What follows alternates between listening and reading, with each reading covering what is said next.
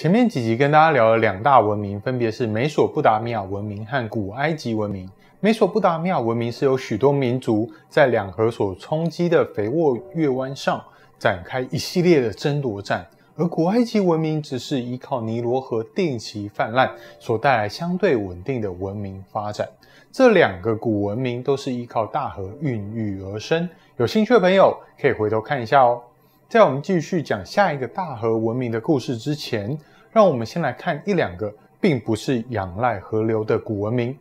等等，如果没有河流，没有水，那要依靠什么呢？答案其实不难，那就是海洋。大家好，我是克里夫，今天我们就来聊聊爱琴海文明。相较于两河文明与古埃及帝国所建立的庞大疆土与政权，围绕在地中海附近的文明就显得比较破碎，但他们在思想与文化上对于欧洲所带来的影响却比两河和古埃及还来得深远许多。大约在西元前2000年左右，麦诺安人来到了克里特岛定居，并开始发展他们的城市与文明。其中一个叫做克诺索斯的城市最为繁荣哦，可能是因为他们被海洋环绕，没有什么外敌进攻的可能，再加上几个城市之间也都和平相处，所以他们的城市没有建造防御性的围墙，只有因为几次地震而不断重建城市的需求。根据考古发现，克诺索斯城有着壮丽的4层宫殿，里头有200多个房间，不仅有美丽的绘画与石制品，还有游泳池与拼花地板，甚至连抽水马桶都已经问世咯。然而，麦诺安的国王拥有强大的海上军队，不过它却是用来维护商业贸易，而不是用来对外征战。与其说他是国王，不如说他是麦诺安最大的企业老板，还比较恰当哦。在他的王宫周围还有一些量产陶器、金属器具和编织品的工厂，用来对外出口。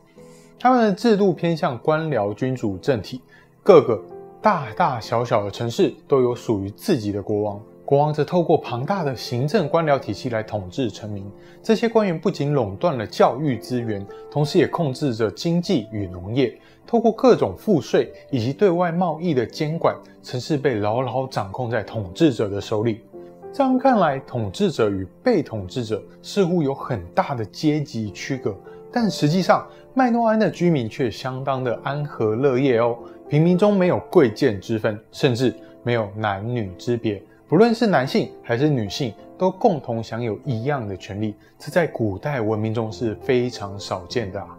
克里特岛上有女斗牛士、女拳击手，已婚的妇女也不用整天在家，可以自由追求时尚或其他兴趣，而这些似乎都跟他们的宗教信仰有关哦。麦诺安信仰的是一位女神，她是整个宇宙的主宰。母神不仅是善与恶的本源，也同时会带来风暴与可怕的灾害。不过这一切都是为了让自然界更加充实的必要手段。这样母系体制的信仰在古代世界中也十分罕见哦，因此也就不难理解为什么他们的祭祀都是女性了。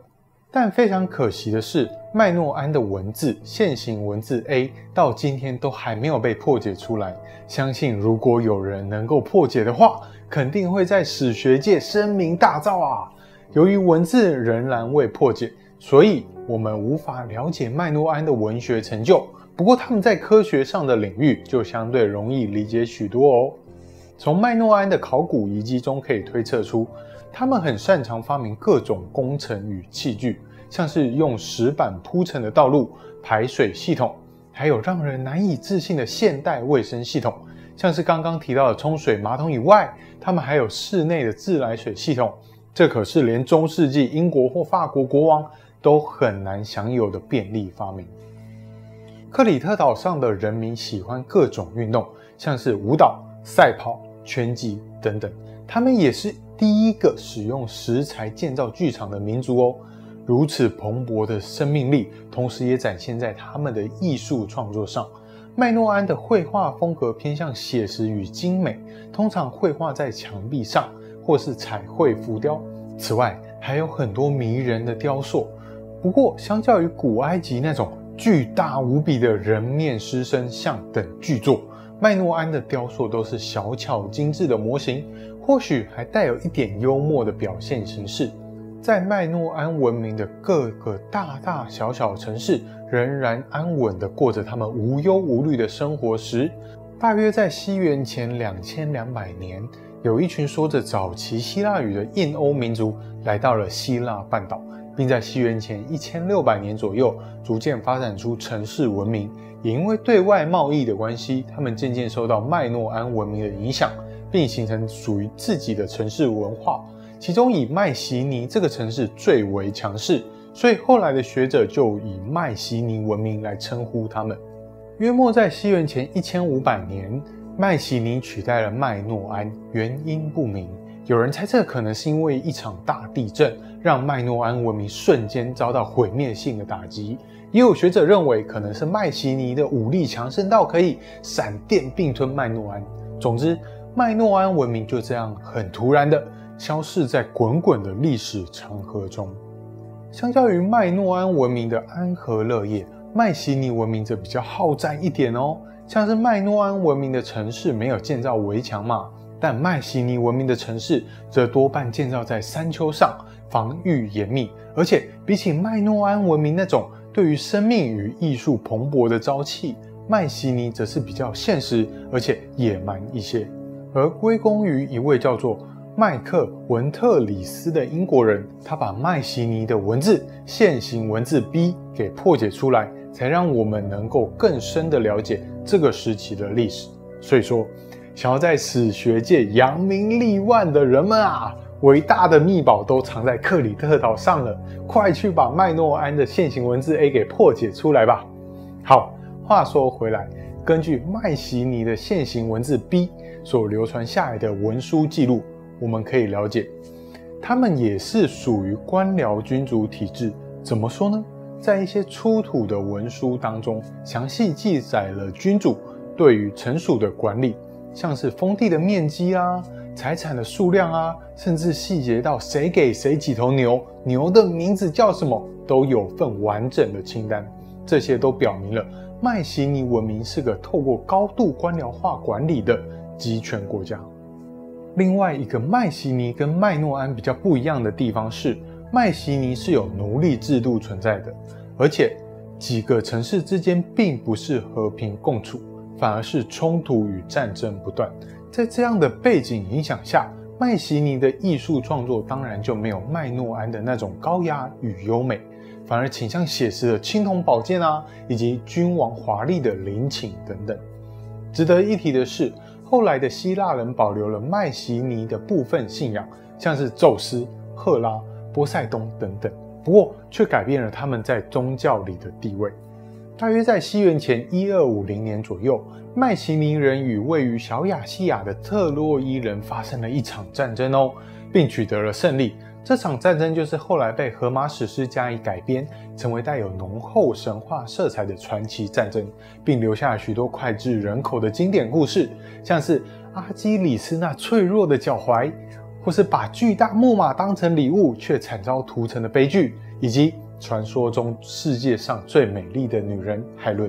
等等。不过取得胜利的麦西尼并没有走向辉煌哦，反而是在接下来的100多年受到了北希腊的野蛮人，也就是多利安人所统治。随着麦西尼逐渐没落，希腊也走向黑暗的时期，要一直等到西元前800年左右，才又有城邦文化的兴起。总结来说，爱琴海上的麦诺安与麦西尼文明可以说是欧洲最早的文明。虽然政治体制是透过官僚管理的君王集权制度，但艺术风格却给后来的欧洲带来深远的影响，并也留下了一个等待后人去解开的宝藏。好的，在我们把视线从爱琴海附近的文明离开前，最后让我们来聊一聊地中海东部沿岸的小国度。这个国家的领土疆域，即使是在最兴盛的时期，也很难跟其他古文明相提并论，而且还经常发生动乱与战争，甚至好几次都差点被灭族。但偏偏也是这样的小国度，他们在宗教的领域上却有着无比惊人的成就哦。如果不是他们在宗教领域上有这么大的影响力，那么后世许多史学家可能也就不会这么仔细的去研究他们的起源。没错，接下来我们要谈的就是希伯来人的文明。希伯来人属于闪族语系的游牧民族，大约在西元前1900年到1500年左右，渐渐从美索不达米亚迁徙到叙利亚这个地方，随后又转进埃及。但很不凑巧的，当时埃及准备进入新王国时期，也就是帝国时期，法老正在大兴土木，准备干一票大的，扩张领土，因此希伯来人就被抓去当奴隶了哦。在这几个世纪中，有一个部族声称自己是亚伯拉罕的孙子雅各那一脉，并以雅各的别称称呼自己是以色列人。到了西元前1250年，希伯来人的领袖，也就是鼎鼎大名的摩西，带领他们摆脱埃及的奴役，来到了西奈半岛，并在摩西的劝导下，希伯来人各个部族都相信耶和华是亚伯拉罕、以撒和雅各的神，让以色列的神耶和华成为他们唯一的信仰。从此以后，希伯来人也都成为了以色列人。很多电影或故事都会以摩西分开红海，带领以色列人逃离埃及作为结束，但实际上他们逃到的西奈半岛并不是一个富庶的地方哦，简单讲就是沙漠啦。因此以色列人在西奈半岛徘徊了1个世纪左右，最后还是决定回到原本的故乡叙利亚。不过呢，这个时候的叙利亚已经被迦南人给占领了，于是以色列人又得展开一段漫长的收复失土的战争。好景不长，在他们经过100年的征讨后，不仅没有办法赶跑迦南人，还遭到另外一支古代以色列人的攻击，差点就要灭族啊！在面对这样的困境之下，他们决定改变原本部落的组织形态，成为一个由国王统治的统一政体。很幸运的，不久后他们就迎来一位名为大卫的国王，也就是大卫王。这个名字听起来好像很会吃哦。好，不管，大卫带领了希伯来人赶跑了古代以色列人，又强迫迦南人承认他们的统治，这也让迦南人在经过好几代后，逐渐跟希伯来人融为一体，而希伯来人也从原本的游牧生活转变成农耕民族。大卫死后，他的儿子所罗门继位，这位国王更有名了。他在位的期间，继续把他父亲没有建造完成的耶路撒冷给完善，并建造一座宏伟的圣殿来存放他们的圣物约柜。顺带一提，约柜是一个柜子，里头用来放摩西当初颁布十诫时的那一块石板。所罗门王为了建造首都与圣殿，强行征收许多税赋，还强迫臣属国的人民服劳役，这也导致在他死亡后，王国迅速动乱且分裂，北方成为以色列王国，定都撒玛利亚，南方则是犹太王国，定都耶路撒冷。北方的以色列王国在西元前722年被亚述人给灭了，而南方的犹太王国则苟延残喘到西元前586年才被尼布甲尼撒给征服。大家应该还记得他是谁吧？就是那个传说中为了替老婆解决思乡之愁而盖了空中花园的新巴比伦国王啊！忘了的人赶快回去看第3集。话说回来，犹太王国被征服后，犹太人被抓到巴比伦囚禁，这个事件也非常有名哦，就是所谓的巴比伦之囚。一直到西元前539年，波斯帝国征服了巴比伦之后，犹太人才被放回耶路撒冷。后来又经历了希腊与罗马的轮番统治，最后在西元前66年，犹太人不满于罗马人的统治，发起了反抗，最终被无情的镇压与并吞，导致犹太人逐渐散落到罗马帝国的各个地方，从此过着散居世界各地的生活，一直要等到第2次世界大战后，犹太人才又在以色列宣布复国。至于希伯来人的宗教是如何从摩西开始的一神信仰演变成期待末世的救世主弥赛亚到来，影响到基督教的教义与发展，最后甚至基督教成为了目前世界3大宗教之一，这个又是另外一个故事了。不论是男性还是女性，都共同享有一样的权利，这在古代文明中是非常少见的啊。克里特岛上有女斗牛士。好，再一次。对。像是麦诺安文明的城市没有建造围墙嘛，但迈锡尼文明的城市则多半建造在山丘上，防御严密。而且比起麦诺安文明那种对于生命与艺术蓬勃的朝气，迈锡尼则是比较现实而且野蛮一些。而归功于一位叫做麦克文特里斯。还强迫臣属国的人民服劳役，这也导致在他死亡后，王国